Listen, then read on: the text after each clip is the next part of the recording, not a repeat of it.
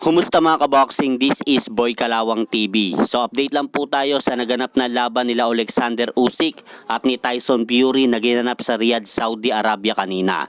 So kung mapapanood nyo nga po mga idol ang kanilang nangyaring laban, parehas naman po nagbigay na magandang laban ang dalawang bigating boksingero na ito.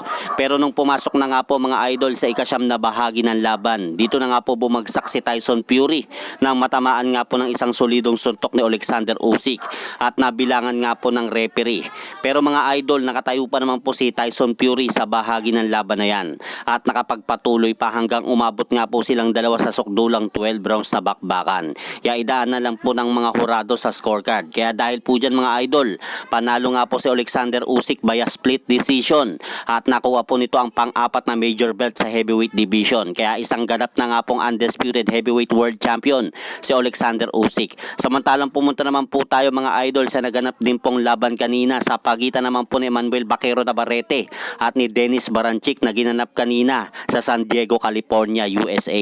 So dahil po sa naganap na laban na to, na-upset nga po ang boksingerong Ukrainian ni Dennis Baranchyk, itong labadong boksingerong si Manuel Baquero Navarrete, matapos nga pong makuha ni Dennis Baranchyk ang panalo via split decision.